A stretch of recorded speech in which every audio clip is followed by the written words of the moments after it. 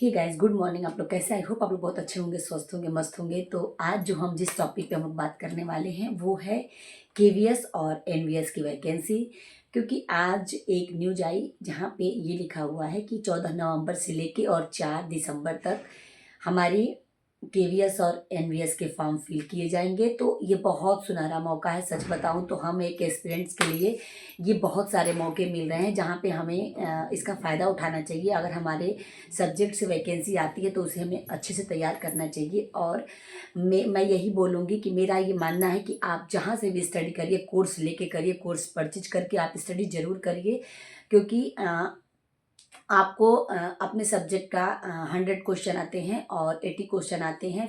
जैसे कि उसमें जीके जीएस हुआ, कंप्यूटर हुआ और रीजनिंग हुए और पेडागोजी हुआ।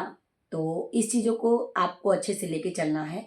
तो इसके लिए आपको बहुत मेहनत करनी पड़ेगी और बहुत मेहनत करने के लिए आपको किसी न किसी का कोर्स ज़रूर लेना पड़ेगा। क्योंकि ये सारी चीज़ें किसी टीचर ही कोई टीचर ही समझा सकता है कि आपको कितना पढ़ना है, कितना छोड़ना है। पढ़ने को तो बहुत सारी चीज़ें होती हैं, लेकिन हमें कहाँ पे कैसे पढ़ना है, कहाँ पे क्या करना है, हमें ये सारी चीज़ें एक टीचर ही अच्छे से बता सकता है। तो इसलिए मैं बोल रही हूँ कि आप लोग किसी का कोर्स परचेज ज़रूर करिए, तब स्टडी करिए। और एक चीज़ है कि अभी से लग जाइए, क्योंकि ये ज़्यादा समय केवीएस देता नहीं है। केवीएस का ये अब तक का हिस्ट्री रहा है कि केवीएस अधिकतर 3 महीने के अंदर एग्ज़ाम ले लेता है।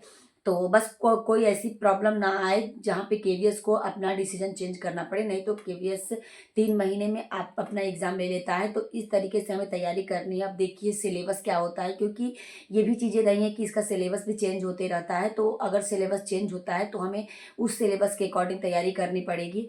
और अगर सिलेबस चेंज नहीं होता है तो फिर जो पिछला पैटर्न अगर होता है तो वहाँ से तैयारी करनी पड़ेगी। तो वहाँ पे ये है कि जो लोग पिछले साल एग्ज़ाम दिए होंगे उनका उन्हें अच्छे से उसको पढ़ना पड़ेगा और अच्छे से अपनी तैयारी करनी पड़ेगी। और फर्स्ट पेपर में थोड़ा-सा करंट अफ़ेयर को लेके चलना पड़ेगा। करंट अफ़ेयर से क्वेश्चन पूछे जाते हैं, तो उस चीज़ों को हमें बहुत अच्छे से ध्यान में दे के और अपनी पढ़ाई करनी होगी। जहाँ पे आपको जो भी टीचर आपको ऐसा लगे कि नहीं वो अच्छा पढ़ाते, आप उनका कोर्स ज़रूर परचेज़ करिएगा। बिना कोर्स के आप मत पढ़िएगा, क्योंकि इतना समय नहीं है जहाँ से आप स्टार्टिंग से शुरू करें और 3 महीने के अंदर पूरा फिनिश कर दें। इतना आसान नहीं है। तो ये चीज़ें अगर हमें इंटरव्यू तक पहुंचना है तो हमें बहुत अच्छे से तैयारी करनी पड़ेगी। और ऐसा तैयारी करना है कि हमें इंटरव्यू में भी वो काम आए। क्योंकि अगर आप इंटरव्यू देने जाते हैं तो उसमें अ, आपको अपने सब्जेक्ट से ही इंटरव्यू तैयार करना पड़ता है। और एक चीज़ ये भी है कि देखिए ये टीआरई 1, टीआरई 2, टीआरई 3 का क्या प्रोसेस है, अभी इसके बारे में अभी कुछ जानकारी नहीं है। अब जैसा होता है तो इस पे भी हम लोग अपना ध्यान केंद्रित करेंगे और अच्छे से अपनी तैयारी करेंगे। आप यूट्यूब पे देख लीजिए, हर जगह इस नोटिफिकेशन के बारे में न्यूज़ आई हुई है। तो मैंने सोचा कि चलिए मैं भी आप लोगों के साथ शेयर कर देती हूँ। मैं बहुत खुश हूँ और अगर मैं भी इसमें फॉर्म फिल करूँगी। होता है कि मेरा फर्स्ट अटेम्प्ट था पिछली बार, तो मैंने अच्छे से मेरा फर्स्ट पेपर में ही सारा खराब हो गया। सेकंड पेपर तो मेरा मेरा अपना जो सब्जेक्ट था वो तो मेरा बहुत अच्छा गया था। और थोड़ी सी कमी अगर जहाँ रह गई है मैं उस कमी को सुधार करने की पूरी कोशिश करूँगी। तो बस चलिए, तो मिलते हैं नेक्स्ट ब्लॉग में। तब तक के लिए बाय बाय। आई होप आप लोगों को भी इसका इंतजार रहा होगा और आप लोग भी इसकी तैयारी कर रहे होंगे। तो इस एग्ज़ाम की तैयारी हम बहुत अच्छे ढंग से करते हैं। और इस एग्ज़ाम का फॉर्म फिल करने के बाद मेरा मेरा रूटीन रहेगा। मैं रोज़ जितने घंटे की स्टडी करूँगी वो प्रॉपर आप लोगों के साथ शेयर करूँगी। अभी मैं इसमें थोड़ा-सा मुझे एग्ज़ाम है इसलिए मैं नहीं कर पा रही हूँ।